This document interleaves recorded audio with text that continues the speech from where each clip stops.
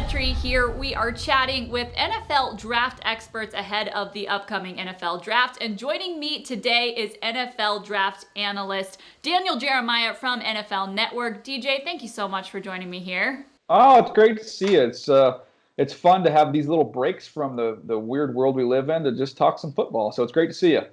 And good to have some human interaction as well, at least for me. So thank you so much for hopping on here to talk NFL draft. It's a nice little distraction from everything else that's going on in the world right now. So we will jump right in. The Lions have the number 3 pick in this draft.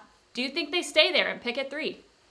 I don't. I really don't. I think it's a little bit out of their hands in terms of if the Washington Redskins want to stay at 2. But as we stand right now, and things can change, but as we stand right now, it does look like Burrow 1 to the Bengals, Chase Young 2 to the Redskins. And then that, to me, you look at the Detroit Lions picking 3 and the obvious need there and the fit. Jeffrey Okudah makes so much sense, especially after Darius Slay moves on. So all signs point to that. Well, you can get to 5, you can get to 6, and you're more than likely going to still get the same player. So to be able to slide back a couple spots, get the player you want, get extra picks, that to me is the perfect scenario for the Lions. And it's really how I see it playing out at this point in time, but you never know. Things can change, but that's how it looks right now. You mentioned the Redskins taking Chase Young. Is there any chance one of those teams that we've talked about maybe trading up for the Lions' number 3 pick instead gets that Redskins pick and Chase Young falls to the Lions? Yeah, I mean, that's the consolation prize. You can live with that, right? You'd be excited about that if you're a Detroit Lions fan. So, I think that's possible. People always ask me two sides of it. Would you do it if you were the Redskins? Would you trade out? And will they do it? And so the way I answer it, would I do it? No. I'm not trading off of an opportunity to get a premier player at the second most important position, which is an edge rusher. So I'd stick and pick. But if they feel comfortable, they have a really good defensive line. If they feel like they want to, just collect a ton of picks and slide back and go in another direction, I am sure the phone will ring, and it'll ring from 5 with the Dolphins and 6 with the Chargers because both those teams in hunt for a quarterback. But I don't know that you can lose. I mean, I try and figure out what's the bad scenario if you're the Lions. You get the best player in the draft, in my opinion, in Chase Young, or you're able to slide back, get extra picks, and get the perfect player that fits your need. What kind of picks are we talking about? We've talked a lot about trading for that number 3 pick. What should the Lions get in return? Well, if you're going to go from 3 to 5 or 6, the recent precedent was made with the Jets. And they made that trade with the Colts, and I have to go back and look up what exactly the compensation was. But I want to say it was the first round pick. Obviously, I want to say a 3rd round pick and maybe a 4th round pick. It wasn't huge. But I have to go back and double check on that. But I would imagine if I'm the Lions, I'm saying, hey, if I'm going to go from 3 to 5 or 6, and because there's competition here between these two teams to come up, I'm hoping I'm going to get a 2 out of the deal. I'm hoping I'm going to be able to get their pick in the 1st round, their pick in the 2nd round, and then, as we like to say, a little sugar on top. All right, we talked about Jeff Okudah if the Lions pick at 3, 5, 6, whatever that may look like. But then let's talk about some rounds after that. We talk a lot about the defensive line needing some help when it comes to pass rush on this team. What do you think they might be able to do as far as grabbing a pass rusher in later rounds of this draft? Yeah, well, the hard thing is, like this year, it's not a great year for edge rushers. Really, there's a drop-off. I believe I have Chase Young as my number 1 player in the draft. My next edge rusher is Caleb on Chason, who I think is 25th. So that tells you the range of kind of how it really starts to slide off. But some interesting players outside the 1st round. When you look at a guy I think is probably going to go in the 3rd round, I just posted some video of him, of Darrell Taylor from Tennessee, who, if healthy, probably would go in the early 2nd round. But he has not been healthy, could not participate in the Senior Bowl, could not participate in the Combine. But very athletic, very explosive player. That would be an option. You look at Bradley Anae from Utah, somebody who did not run well in Indianapolis, but is just ultra productive in the Pac-12 out here at Utah, and also had a great Senior Bowl game. He would be somebody that could make some sense there. You've got Okwara from Notre Dame and Kareem from Notre Dame. They've got 2 edge rushers that I think are more 3rd round type players. So there's a lot of names to choose from there, but I'd be lying to you if you said I was super stoked and excited about this edge rush group outside the top guy. Well, I know a lot of people are pretty stoked about the wide receiver group that is in this draft. Not a top need for the Lions as they have all of their returning starters right now, but a position that they probably need to build some depth at. Who are some names lower in that draft that could interest the Lions? Well, I have some mid-round guys that I'm partial to, and for different reasons.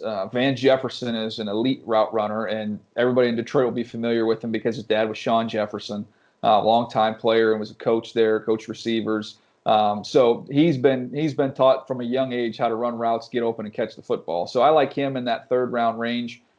There's more guys. John Hightower is more of a vertical receiver from Boise.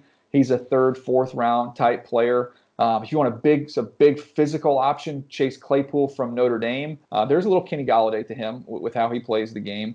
And then there's, all different kinds. You want a slot receiver, a guy like James Prochet, a guy from SMU, a player like Devin Duvernay from Texas. These are the smaller, quicker, play in the slot guys. So there's this draft. If you need a receiver, man, it's literally like a menu. Just whatever you want. It would be like the Cheesecake Factory. It is not a out here we have In-N-Out Burger where it's, you get cheeseburger, hamburger, fries, shake. That's it.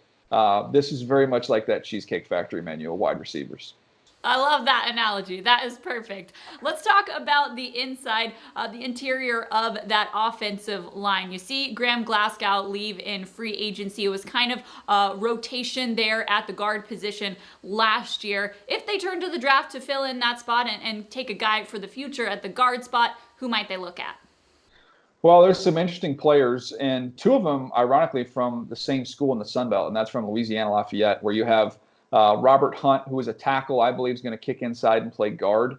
He's probably a second-round pick, maybe a third-round. He's got a teammate in Kevin Dotson, who shockingly was not invited to the Combine. I have no idea why. He should have been there, but he's going to probably be in that fourth-round range. He's another one who's, I think, has a chance to be a plug-and-play starter. Other guys in that second-round range, you look at Cesar Ruiz there from Michigan. I think he's the best interior offensive lineman in the draft. Lloyd Cushenberry from LSU, right behind him. These guys can both play center or guard spots, any of those three spots inside. Really, really good players. And then if you wanted to go with a more athletic interior lineman, you've got a guy like Nick Harris from Washington, who's a little bit undersized, but reminds me a lot of Jason Kelsey when we drafted him with the Philadelphia Eagles. We got him in the 6th round, and all he's done is just go to one Pro Bowl after another because he knows how to use his leverage and quickness to really be effective. So there's a decent group there. Again, I would say that interior offensive line similar to edge rushers, where I don't love the group this year. It's more of a skill position draft with receivers and running backs and corners. The big guys, it's not as good as we've seen in some of the recent years. Well, we talk about Okudah obviously at the top of the draft as one of those top players at corner, but what if the Lions wait till day 2, day 3 to take a corner, or they build on that if they take Okudah? Who would they look at? Yeah, there's some interesting players. I would say in round 2, Damon Arnett from Ohio State, a Jeff Gladney from TCU. These guys are real competitive players, kind of fit what that New England corner group has looked for over the years. There's a corner from Tulsa, Robinson, who's tall and long and athletic. I really do like the corner group. I think it is a good group. And to me, the guy you get in the 2nd round versus the guy you get in the 4th round, it might not be all that different. Well, you and Bucky Brooks are keeping us updated on all things NFL draft on your podcast, Move the Sticks. You can also find Daniel Jeremiah on Twitter at Move the Sticks. Fill us in on what we should be expecting from the podcast in the coming weeks before the draft. Well, I appreciate that plug. Yeah, we're having a lot of fun. We've still found a way to get, our 3 episodes a week cranked out here. Bucky's at home, I'm at home, and producers are at their houses and find a way to make it work. But one of the favorite things we get to do every year is we call it our 360 series, where we take, a couple players and we really do a deep dive. And that's with, almost like as if we were scouts going back to our scouting days. But we just released Justin Herbert, who was the first episode. And that is where we talk to his high school football coach, his high school basketball coach. We talk to college roommate. We talk to his strength coach at Oregon. We talk to Justin himself. We talk to teammates. So we really try and paint the whole picture of what this kid is.